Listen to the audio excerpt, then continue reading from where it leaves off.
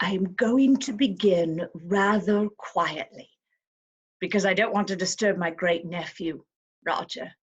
He's just outside, out in the woods. It rained last night, and he loves the woods when they're rain-drenched.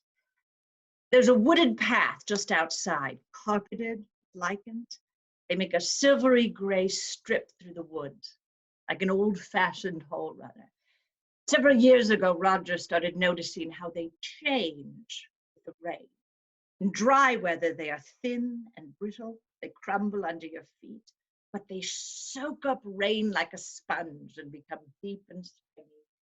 He likes to run from one patch to the next, jumping up and down in that deep softness.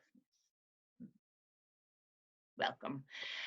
I am delighted all of you have made it all the way up here. Not everyone is willing to make the trek all the way up to this rocky bluff, but I could not imagine having a summer cottage anywhere but right here in Maine. Forgive me if I don't stand. I've been rather weak. It's my arthritis, and my recent radiation treatment has left me rather weak. I find myself in pain much of the time. The outdoors, nature has always been my sanctuary. My mother and I bought these few acres about 10 years ago, back in 1953. This is my treasure of a place. Out beyond this window behind me is the shoreline, you can see, where there are seals and whales sometimes swimming past, tide pools to explore. I miss being out there with Roger. I used to wake him up sometimes early in the morning so we could go down to the shoreline. Marvelous odor of seaweed and fish, the waves rising and falling in rhythm, the smell of mud drying on the rocks. Once in a while, I would actually wake him up late at night so we could go down with our flashlights. If you roll up your pants, you can wade out to the big rocks and then lie on your stomach. You'll see big scurrying crabs, starfish, anemones. Roger is the son of my niece. When she passed away in 1957, he was all alone. So of course, my mother and I took him in. Been bringing him here every summer to introduce him to the wonders of nature. Child's world is fresh, and new, and beautiful, full of wonder and excitement. It's our misfortune that these feelings get dimmer and even disappear before we even reach adulthood. So it's important to nurture it.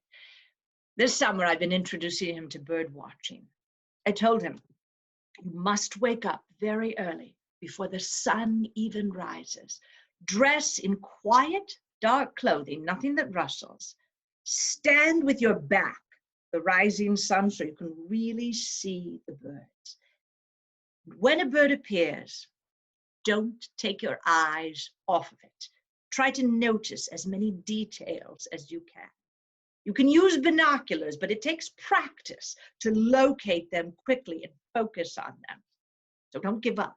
I would so much like to someday do a book about the importance of nurturing a sense of wonder in children that other adults could use with their children.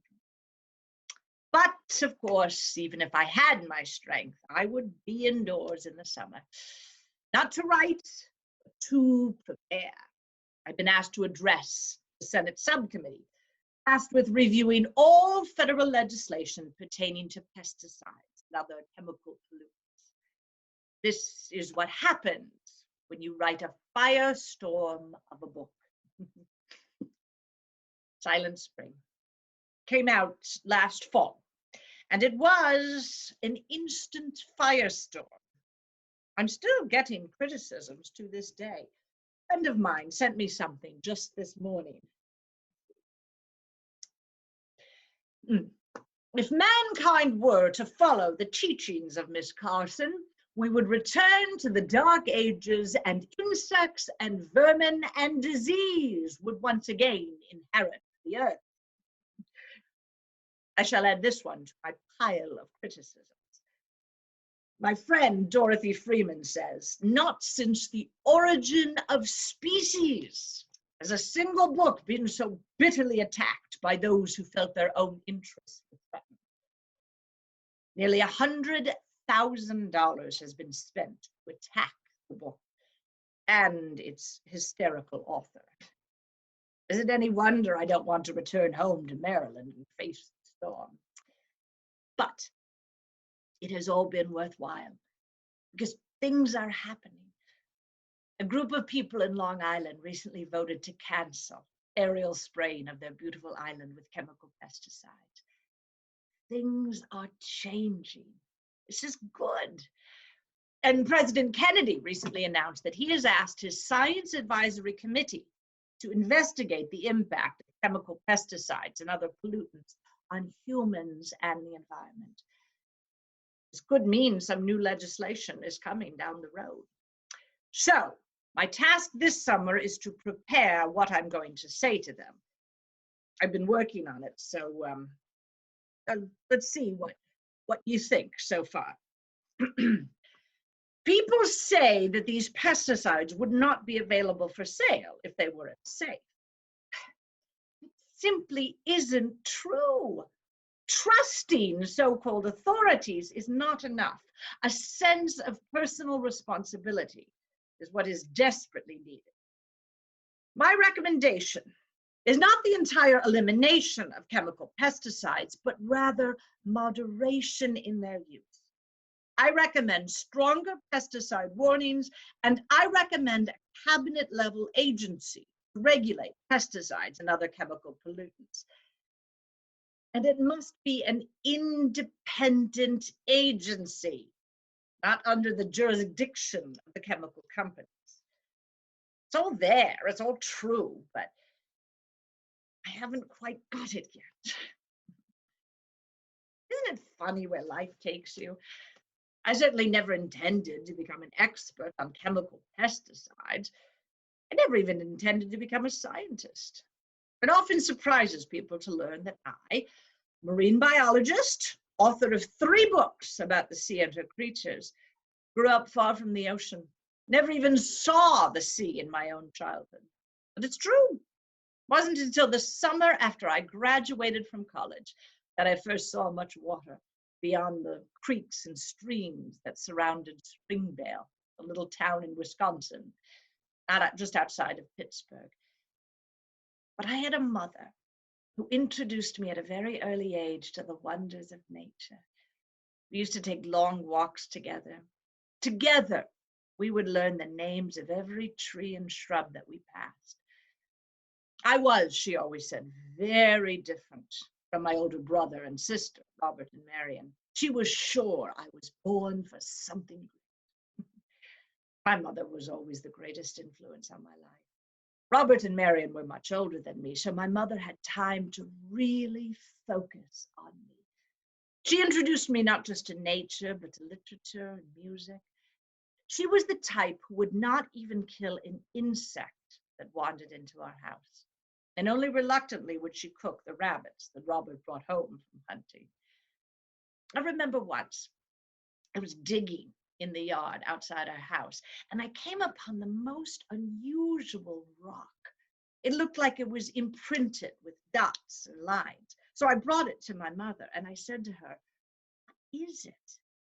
She said to me, "Let's find out together." And she took a book off the shelf. It was a fossil, we discovered, of an ocean that had once flowed all over and around Pittsburgh, covering its land with deep, dark waters, before gradually, over many millions of years, slowly pulling back to that far distant shore where it now sits. I don't remember a time in my life when I didn't imagine I was going to be a writer. I don't know why. There were no writers in my family. I just thought it was fun to tell stories. It's funny though, it never occurred to me to become a scientist. I never even took a science class until college, and then only because All the girls at the Pennsylvania College for Women had to take science. Our teacher was Miss Skinker. I remember saying to her, Miss Skinker, I can't get this slide to focus. Oh, it's that knob. All right. So what am I looking for? Oh, wait, I see it. It's transparent, right? It's an oval. It looks like a cloud floating across. It looks like a tiny drop of rain slowly making its way down a pane of glass. In that one tiny single-celled organism, she showed me that I could see the entire complexity of the universe captured under glass. Thanks to Miss Skinker, I abandoned writing, changed my major to biology. I spent 2 summers at the Woods Hole Institute and then got my master's degree in zoology from the Johns Hopkins University. I thought I had given up writing forever. Never occurred to me I was just getting something to write about. Now, it would be nice to tell you that this was it. I got my degrees and I became a scientist. But this was the Great Depression. Jobs were scarce, and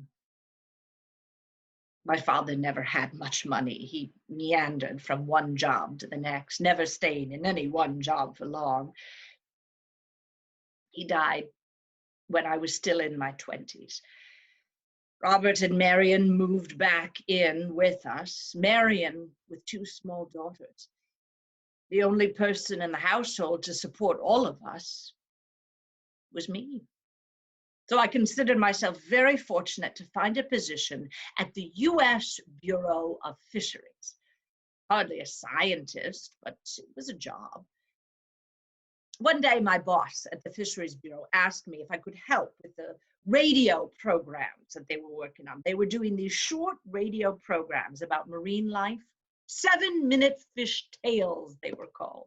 Except the scientists weren't having much luck with the writing, and the professional writers they hired didn't have the science background needed. Would I take a stab at it? I remember I came in one morning and I said to him, I have those science script that you asked me to work on, but I'm afraid I rather took charge of the situation. He read it over and then turned back to me and he said, I don't think these will do, Miss Carson. Better try again. Because this one, Miss Carson, you should send this one to the Atlantic. It's too good for us. So I became a writer and an editor. In the daytime, I wrote pamphlets, information for the public about sea creatures and various coastal reserves. And in my free time, in the evenings and the weekends, I wrote articles for Reader's Digest or the Baltimore Sun. It'll be shad time soon. They brought in $5 or $10 each. We always needed that money. My first book, Under the Sea Wind, was written about the ocean from the perspective of the creatures who live in and around the water. Never forget sending off the manuscript, all of it carefully typed up by my mother. It appeared in November of 1941, 1 month before the Japanese attack on Pearl Harbor. The world received my book with superb indifference. But I was so driven to keep writing about the sea. There's just something infinitely fascinating to me about water in terms of the chains of life that it supports. Start with the tiny drifting cells of green plankton. The water flea eats these. Other insects eat them. Larger fish strain them from the water. And then mammals, raccoons and mink eat them. It is this endless cyclical transfer of material from life to life. So I began another book. This one, I decided, would be a biography of sorts of the world's oceans. It's not very humble of me, I suppose. But the sea is so full of infinite mysteries. The great white shark lives there, 2,000-pound killer of the sea. And the 100-foot blue whale, largest creature known on Earth. But it is also home to creatures so infinitesimally tiny that you can scoop up into your two hands as many of them as there are stars in the Milky Way. I remember once when I was researching the sea around us, Roger and I found a starfish early in the morning that I brought home in order to study. Later that day, I said to him, we must return it to the place where we found it. Every creature needs its habitat to survive. And every creature is another link in that vast chain of life. That book, The Sea Around Us, was on the New York Times bestseller list for 86 weeks. It was #1 for 32 weeks. And many people have expressed to me their surprise that a book about science could have so many popular sales. Science. As if science were the prerogative of a small group of men in white coats hidden in labs. Science belongs to everyone. The mysteries and wonders of science are the mysteries and wonders of life itself. Thanks to The Sea Around Us, I was finally able to leave government work, become a full-time writer, a dream fulfilled. Of course, fame has the downside. I was now pestered by people everywhere I went. I remember one day I was at my hairdresser's, my inviolate sanctuary, and as I sat there under the hairdresser, the salon owner came marching over to say an admirer was here and absolutely had to talk to me that moment.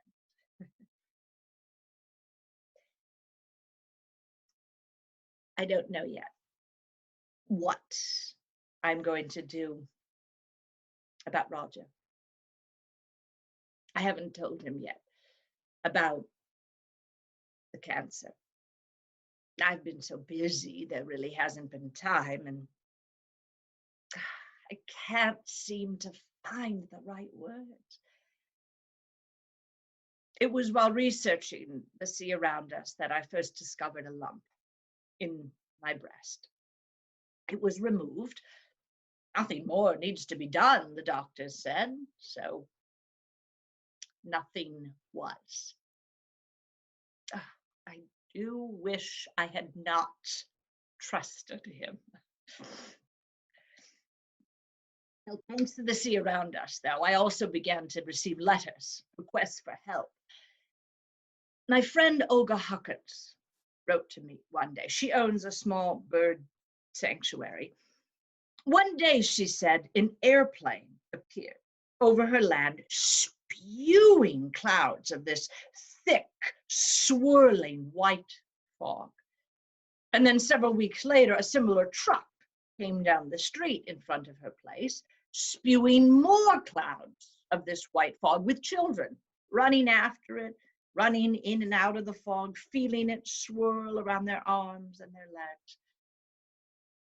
Dichloro, diphenol, trichloroethane, DDT. It was to kill the mosquitoes, they said, which it did. It killed the mosquitoes and all the other insects and the birds. One day, she said, she came upon 7 dead birds, their claws drawn up to their breasts in agony. What could she do, she wanted to know. Who should she write to in Washington? How do we spread the word about these senseless killings? I immediately began to collect information about these new chemical pesticides, and the more I researched, the more appalled I became. In 1952, some 200 acres of salt marsh in eastern Florida were treated with dieldrin, one of the other new chemical pesticides, in hopes of getting rid of the sandfly larva. They used 1 pound of dieldrin per acre. The impact on life in that marsh was catastrophic. Dead fish were strewn on the shoreline, and then sharks began to move in, attracted by the dead and dying fish. An entire crab population virtually disappeared. And another example, fire ants, long considered little more than a minor stinging nuisance, were suddenly a serious threat to southern agriculture. A mighty campaign began to treat some 20 million acres in 9 southern states for fire ants. Sales bonanza for the pesticide manufacturers. They used dieldrin and heptachlor, both new chemicals. Few studies had been done on either one. No one really knew what the impact might be on humans and the environment.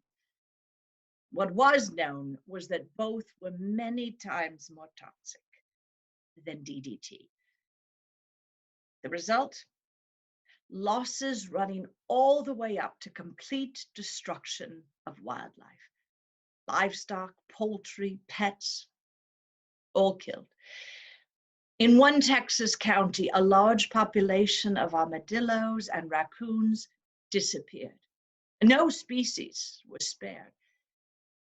When researchers later examined the bodies of dead birds, they found high concentrations of heptachlor. It's not difficult to see why. Woodcocks, which winter in Louisiana, eat earthworms, digging for them in the ground with their long bills. Surviving earthworms in Louisiana had high concentrations of heptachlor. My friend Dorothy warned me. She said, chemical manufacturers will hate you.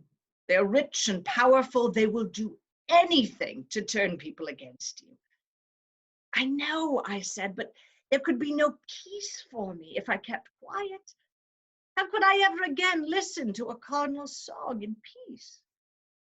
But what to do and how? I was a marine biologist, a writer, not an expert in chemical pesticides.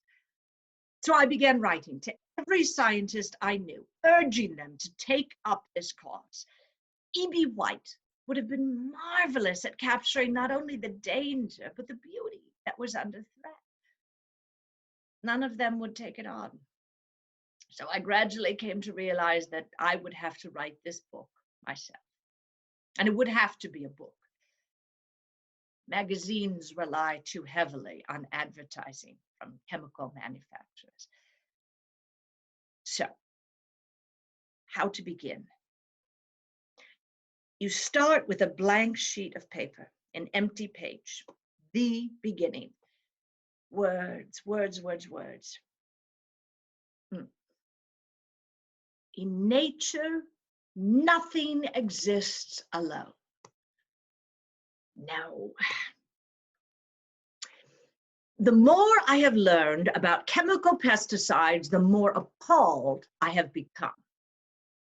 No.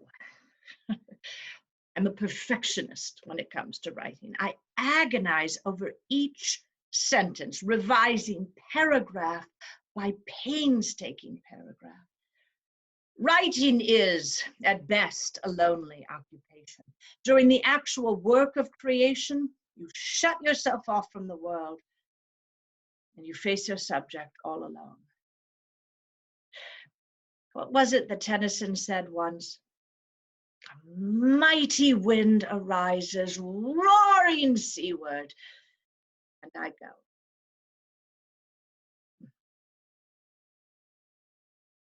Once upon a time, there was a little town where humans and nature lived in harmony. The town was surrounded by farms, golden fields heavy with grain, and hillsides covered in fruit trees that in spring bore sweetly scented white blossoms.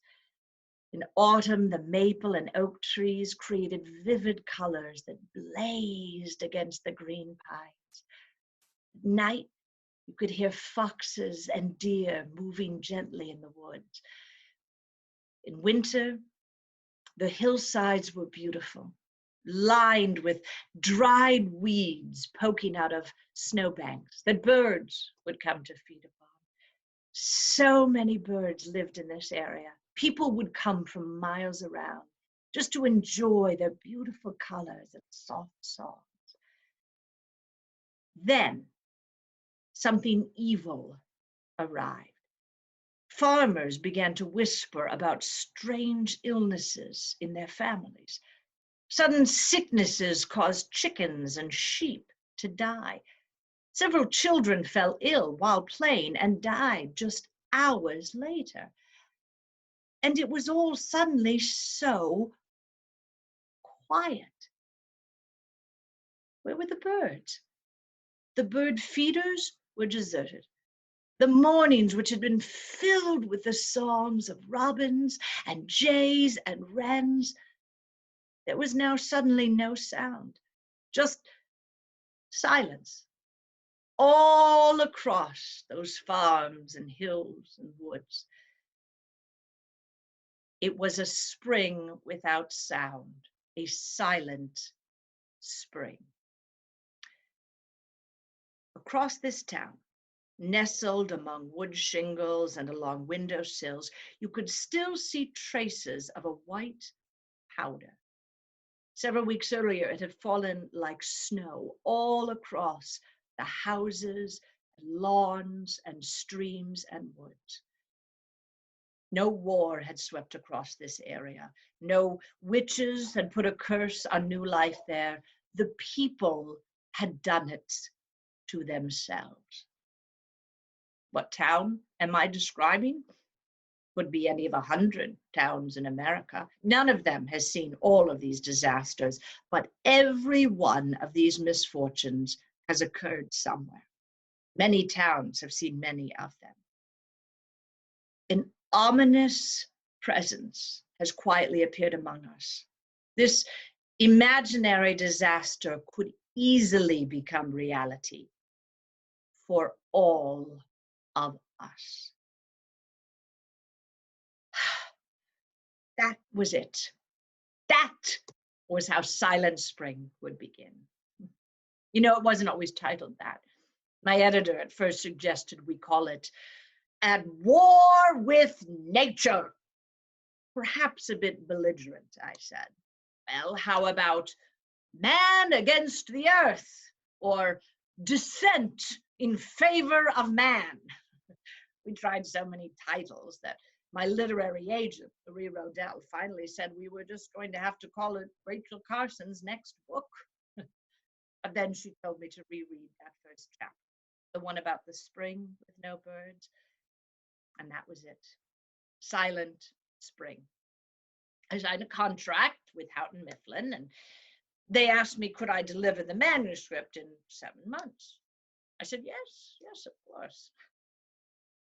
2.5 years later, I was still researching. But there was so much to learn. Here's another example. Our national symbol, the bald eagle, whose numbers have been declining at an alarming rate. Something is happening in the eagle's environment that is affecting their reproductive capacity. What is it? No one really knows. But many signs point to chemical pesticides. An ornithologist living on the eastern coast of Florida found and banded about 1,000 young eagles between 1939 and 1949. He would band them as young eagles before they even left the nest. And when he later recovered the banded birds, he discovered they had traveled north as far as Canada before returning to the south for the winter. In his early years, he might find 100 active nests. He might band up to 125 young eagles. But starting around 1946, the numbers of young eagles began to decline.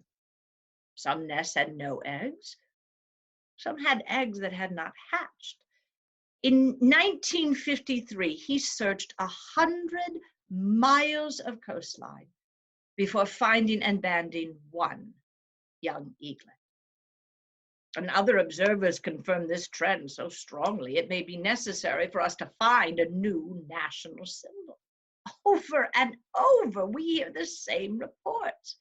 Occupancy of some nests by adult birds, some eggs appearing, but very few young birds, or none at all.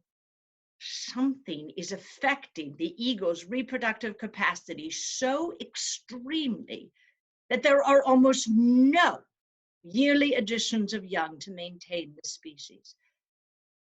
And other places have also seen shocking numbers of bird deaths. In England, huge numbers of birds died after eating seeds treated with pesticide. And not only birds died, but foxes as well. And foxes are necessary to keep down the rabbit population. It's not difficult to see why wild birds are valuable to us as members of the ecology in which we all live. Here is what I would like to know. Who has placed in one pan of the scales the leaves that might be eaten by insects, and in the other pan these pitiful heaps of multi-hued feathers, the lifeless remains of birds that fell before the unselective bludgeon of insecticidal poisons?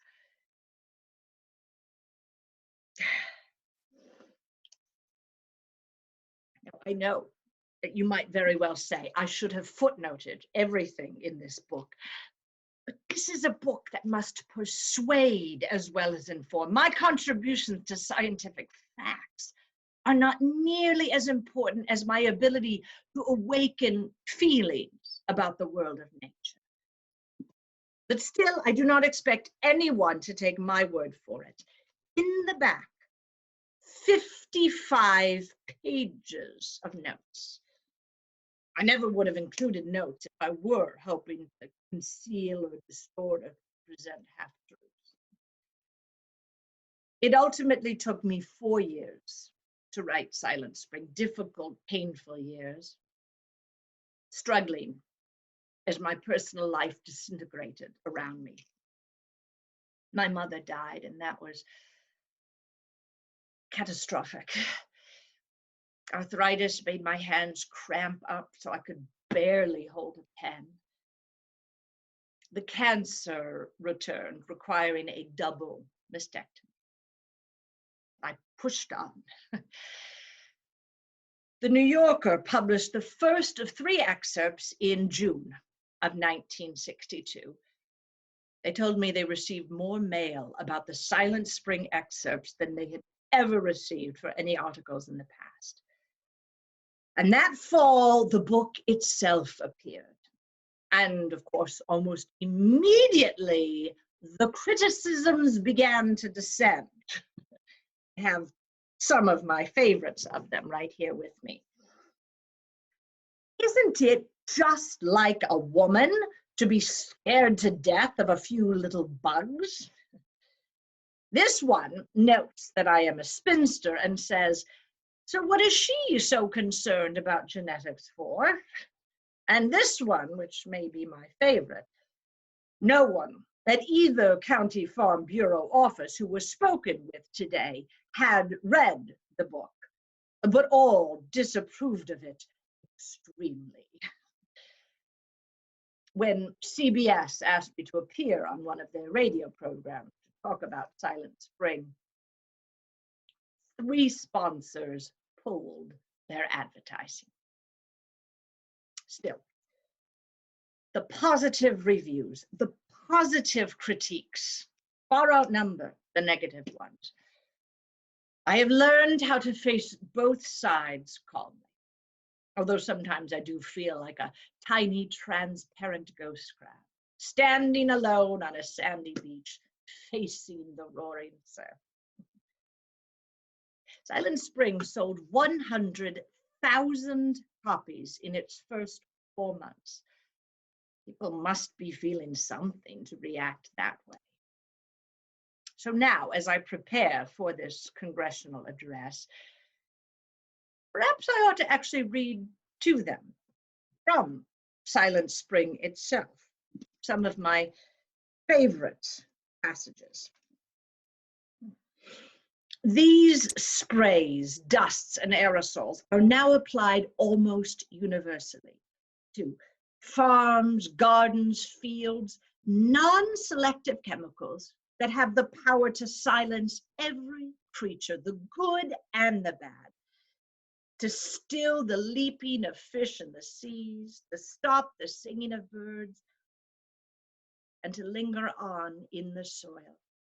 All this, though the intended target may be only a few weeds or insects.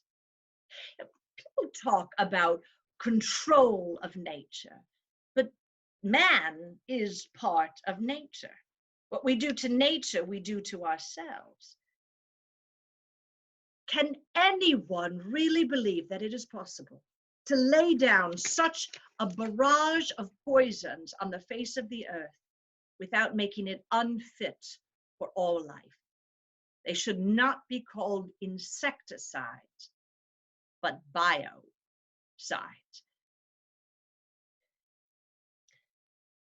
Question, of course, is whether to mention my own illness, this cancer that is eating away at me from inside.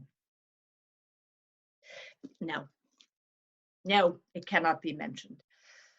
I wrote a great deal in Silent Spring about the impact of pesticides on cancer. I do not want anyone to say that I have a vendetta because of a personal problem. I'd like to inspire feelings in those congressmen, but not about me, about nature. I truly believe it is not half so important to know as it is to feel. Once, when Roger was just an infant, I wrapped him up in a blanket and I took him down to the shoreline, the same shoreline you see through this window, during a rainstorm. Way out there, just at the edge of where we couldn't see, big waves were thundering in, dimly seen white shapes that boomed and shouted and threw great handfuls of foam at us. Together, he and I laughed for sheer joy. He, an infant, meeting for the first time that wild tumult of the sea, and I with the salt of half a lifetime of sea love in me. I was rediscovering with him the wonder and excitement of our world. Once you are aware of the beauties and the mysteries of the world around us, that is what you will want to learn more about. I would love if I could just convey that to that senators, that nature not only sustains us physically, but can also give us, if we allow it, a sense of wonder so indestructible, it will last throughout life as an unfailing antidote against the boredom and disenchantment of our later years, the alienation from the sources of our strength. Oh, I would so much like to do that wonder book. That would be heaven to achieve. There's so much that I still want to do, and it's hard to accept that in all probability, I shall have to leave most of it undone. No, my life has been rich. I've had rewards and satisfactions few people ever achieve. If it must end soon, I've achieved most of what I wanted. I've lived to see the publication of this book. That's good. It's good to know I will live on, even for people who never meet me. Mostly it's good to know I shall live on through association with something that is good and beautiful. If you'll excuse me, I probably should go lie down. These types of things really exhaust me lately. But before I go, I would like to leave each of you with a challenge. I would like to challenge each of you. The next time that you are outdoors, the next time you are in nature, take a moment and really notice the earth around you. Notice the ebb and the flow of the winds, the smell of the earth, the tiny folded bud waiting for spring. I find it so healing, that repetition in nature. The knowledge that spring always comes after winter, that daylight always follows night. And if a bird appears, watch it. Don't take your eyes off of it until it lands on a branch or even the railing of your city apartment balcony. And ask yourself this. What if I had never seen this before? What if I knew I would never see this again? Those who contemplate the beauty of the earth around us will find reserves of strength that will endure as long as life lasts. I truly believe that the more clearly we can focus our attention on the wonders and beauties of the world around us, the less taste we will have for its destruction. Oh, if I can just convey that to those senators, that will be enough. It is everything. Thank you all so much for listening today. And if you will excuse me now, I really must go and lie down. Hold on one moment. Someone else is going to join us, I know, in just a moment.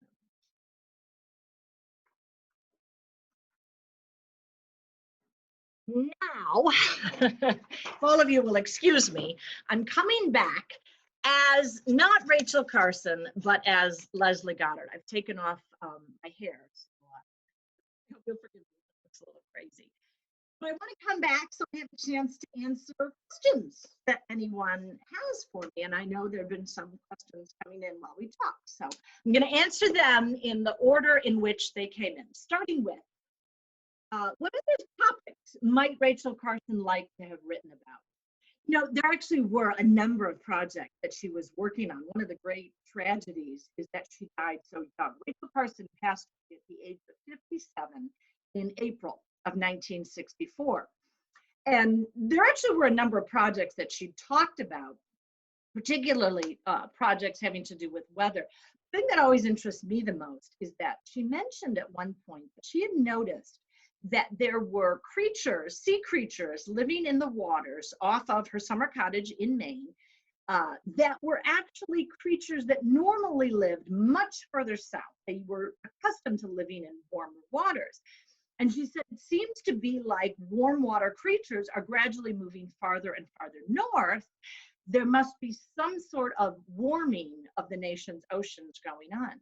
So really at this point, and we're talking about the early 1960s, she was already interested in what we would now today call global warming. I always think it's amazing to think what she might have written had she lived a little bit longer. What was the reaction from the senators about Silent Spring? Well, happily, she was actually able to speak to 3 subcommittees of the United States Senate in the summer of 1963.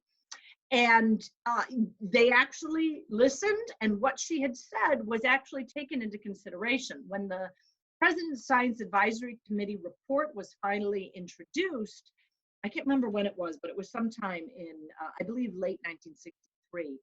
What they had to say really vindicated everything that Rachel Carson had written about in Silent Spring. And it's interesting because when the book came out, the amount of vitriol that was flung at the book and at Rachel Carson personally was really astonishing. It took a strong person to be able to stand up against it as she did. And Houghton Mifflin, her publisher, takes great credit, of course, for standing behind her as well. they came after her with all guns blazing. When the Science Advisory Committee report came out, and this was backed up, it was not just Rachel Carson who testified, they were getting reports from many, many different scientists, and many of those scientists backed her up, and it really vindicated what she had said.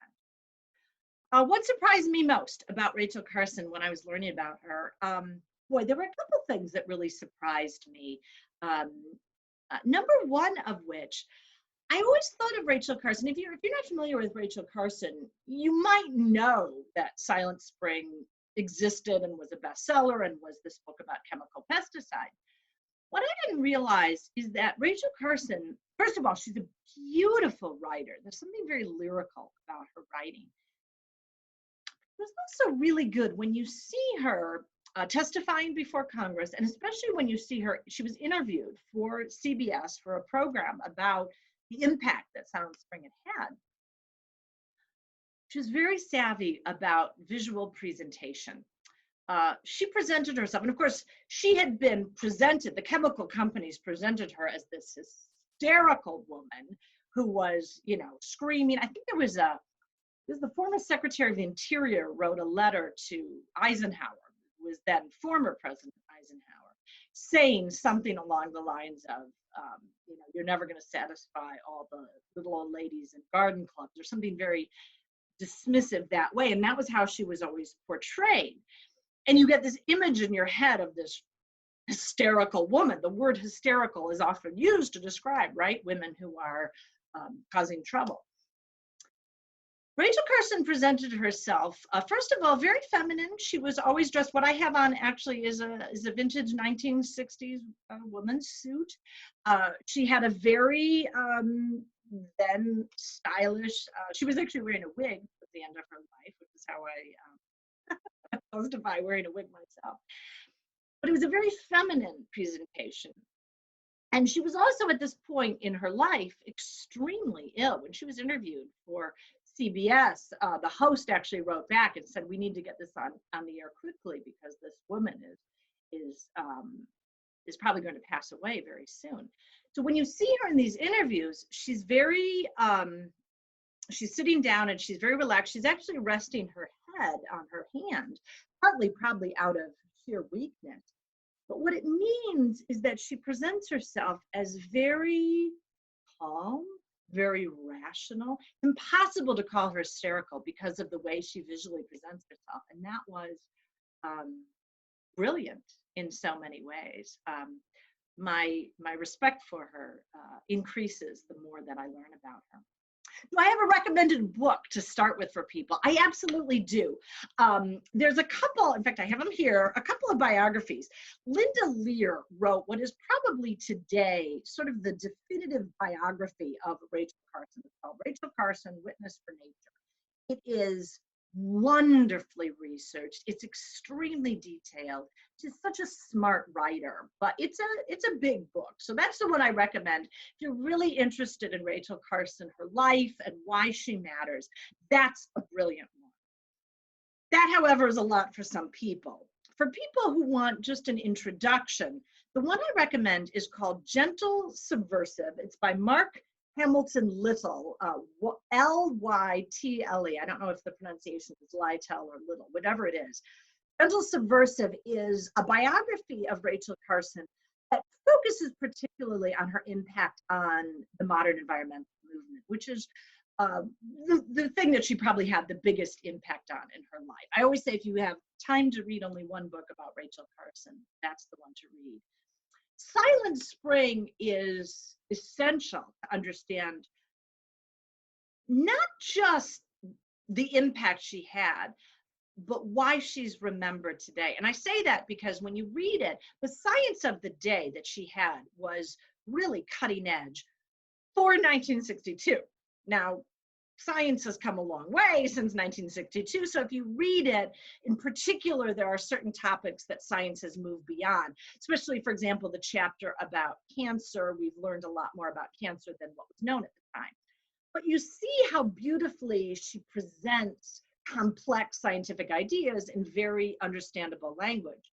But even more than that, and maybe even to me as important, you get a sense of how beautiful a writer she is. I think she's one of the great naturalist writers in American history.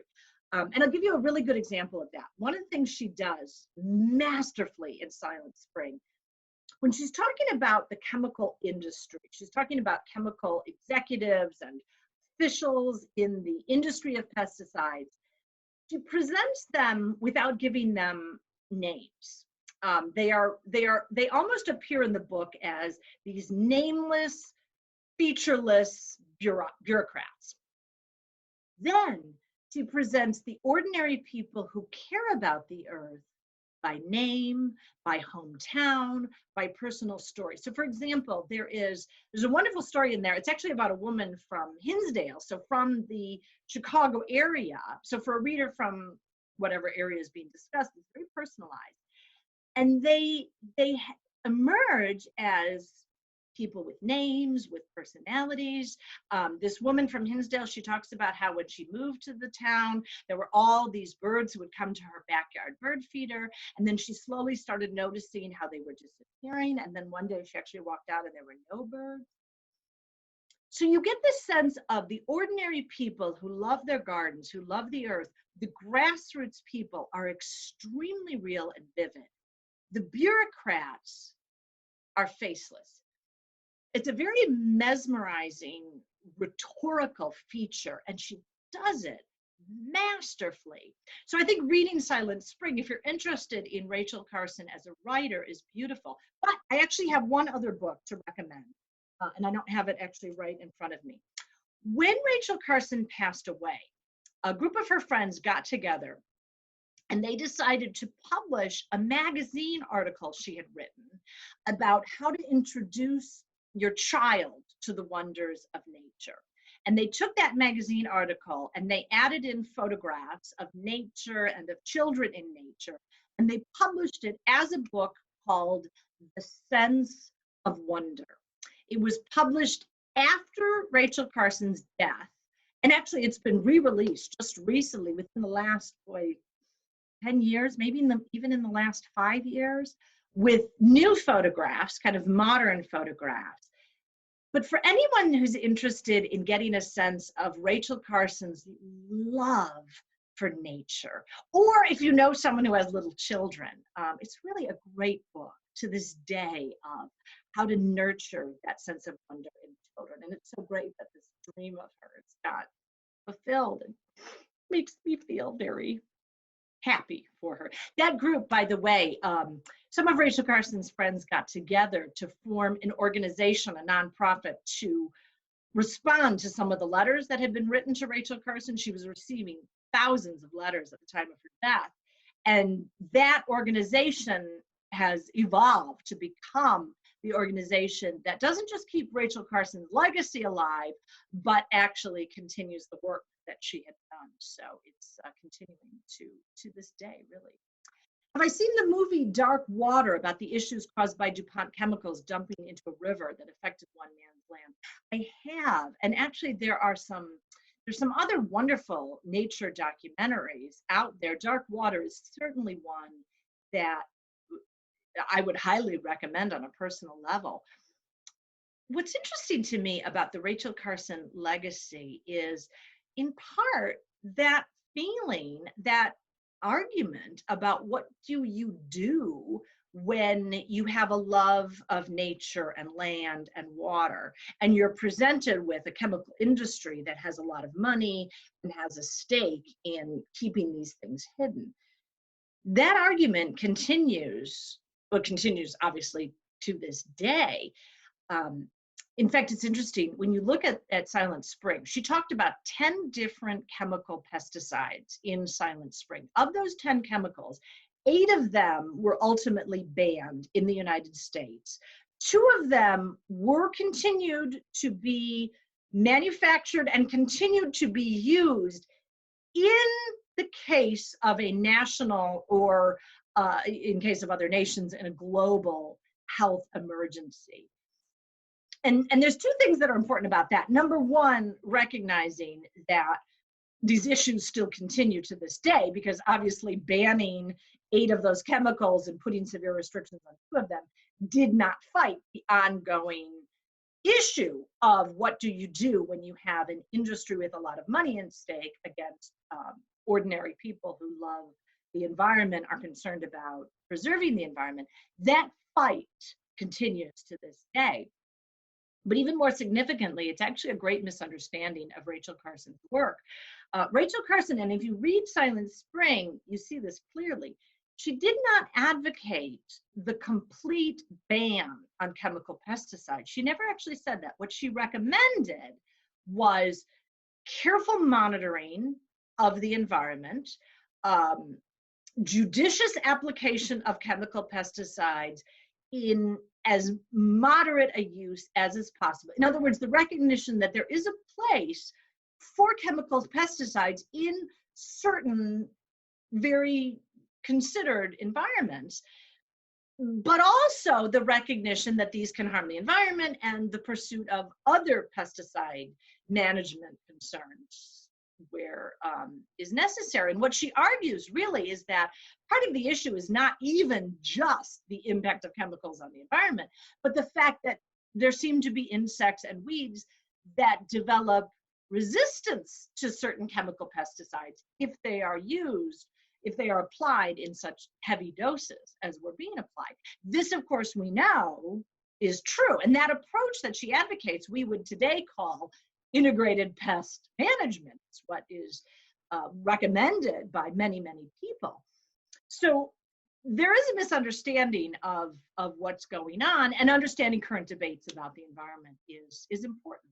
The fact of the matter is, Rachel Carson recognized there was a place in the world for DDT. She was the first to say DDT is responsible for the elimination of malaria as a serious issue in the United States by 1950. It does have applications in emergency situations, but the dangers cannot be overlooked as well. Would Carson's testimony be heard by senators today? Boy, that is a good question.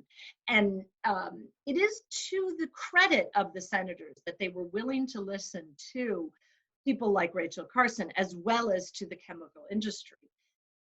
There's a lot of money at stake, you know, and if you've got two organizations, and one of them is a nonprofit of scientists without a stake in chemical industries, and the other are lobbyists, chemical industry executives, organizations funded by chemical companies.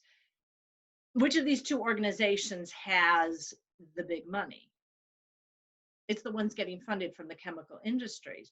What we have to be concerned about is, what are the senators, what are our congressmen, what are politicians today hearing? Are they hearing enough from the people without a financial stake in those issues? That's critical to the environment. How difficult was it for Rachel Carson to be heard, because it was the 50s and 60s and she was a woman in this scientific arena? It was huge. Rachel Carson, she was, when she actually joined the Fisheries Bureau, I believe she was the second woman ever hired by the Fisheries Bureau. I might be wrong on the exact number, but it was very unusual at that time. And certainly it was very unusual for a woman. And you better believe the chemical industry made an issue out of that.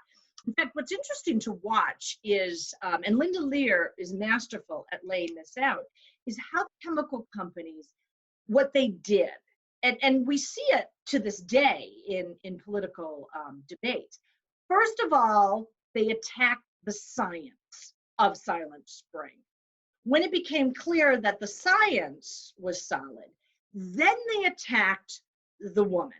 And they attacked her as both the fact that she was a woman, and women are hysterical and emotional, and that women, and that Rachel Carson in specific terms was not a chemist. She did not have a background in chemistry, and she did not have scientific academic credentials, which was true. But the question is, of course, you know, in the scientific world. And there was a wonderful historian who was writing about Rachel Carson, and it's in the American Experience documentary that was done about Silent Spring and Rachel Carson. And this historian said, you know, the real genius of Silent Spring is that it's not a work of academic science.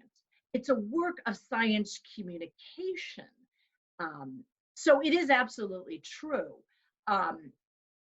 What ultimately happened was that, first of all, Rachel Carson's science could not be disputed, and she got the public to come on board. And that's the power of the writing of Silent Spring. That's why we need people who can write about nature. It's so important. Did Carson have a protege? You know, she did have women who worked with her as researchers. She was extremely ill in the last few years of her life, and she had some wonderful assistants who came on. None of them, unfortunately, really stepped in working at quite the same level as Rachel Carson was in terms of their own careers as science writers. But, you know, in a lot of ways, her proteges were, well, you could argue it was the people who were driving the environmental movement of the late 60s and the 70s, because that was the decade. This is when you start to see Clean Water Act being revised and amended, the Clean Air Act, the establishment of Earth Day, the first Earth Day in April of 1970. We are actually this month celebrating the 50th anniversary of Earth Day. And then the establishment of the EPA, the Environmental Protection Agency, which Rachel Carson had been a huge advocate for. That was under President Nixon that happened. All of that flourishing can in some ways be seen as Rachel Carson's legacy. She wasn't the only scientist concerned about the environment in the early 60s, but I think you could argue that no one else, like someone said, I can't remember who, but someone brilliantly said, she stirred the pot better than anyone else. I think that's very true. Really, her greatest protege, I would say, would be Linda Lear. And the reason I say that is not just that Linda Lear's book is so brilliant, but that Linda Lear has become a great advocate and a wonderful archivist for Rachel Carson. She's collected an enormous collection, which is now actually available as an archive for other researchers, all about the reaction to Rachel Carson's own research writings, and that has actually made Linda Lear a target for the same kind of criticism of Rachel Carson that were made, which really shows you how this remains a very hot button issue to this day. Last question, comment on how difficult it was for Carson getting heard because it was the 50s and she was a woman. I know I touched on that, but that's actually a nice way to kind of finish up, which is to say, I didn't say it specifically, but you might have picked up as I was talking, Rachel Carson did not live very long after the publication of Silent Spring. Silent Spring appeared in the fall of 1962, summer if you include the excerpts in the New Yorker, which, by the way, New Yorker circulation far outstripped the actual sales of the book. So it was as influential, if not more so, than the book. That was the fall of 62. She testified over the summer of 1963. She passed away in April of 64. So we're really good at math. She lived about 18 months after the publication of Silent Spring. I always think it was one of the great losses to the world of science and the world of writing that she passed away at the age of 57. But what a great legacy that she's left behind. Silent Spring was called one of the most influential books of the 20th century. It has sold, boy, I'm going to get the numbers wrong here. I'm sort of saying this off the top of my head, but it's something like 70 million, 80 million copies. I mean, the numbers, it is still in print. It's never gone out of print. When Time magazine was putting together its list of the most influential books of the 20th century, Silent Spring was on that list. Roger is still alive. He was born in 52, I believe, so he's actually not an old man by any means. He's actually a great guardian. You'll see interviews with him on some of the Rachel Carson documentaries, like the one done by American Experience. And one great final bit of trivia, the summer cottage that Rachel Carson had in Maine, which she adored, and actually the image that I have behind me is actually of, I believe it's of the coast, if not of the actual coast of Maine, it's certainly something very similar to what she would have seen. He not only owns it, but last I checked, he was actually still renting it out. So if you're interested in spending a week, I think it's rentable by the week, at Rachel Carson Summer Cottage, you can. It's very simple, it's very rustic. But even if you don't stay at her cottage, going to Maine, I think really gives you a sense of the nature that she just loved and how precious it is that she shared that love with us. And what a great way to celebrate Earth Day all together. I want to finish up by thanking the Friends of the Edgewater Library for having me here today. And also to recommend, go to the Friends of the Edgewater Library website and check out what they have and leave your feedback for today. Thank you all so much for being here. I thoroughly enjoyed sharing the afternoon with all of you. Bye-bye.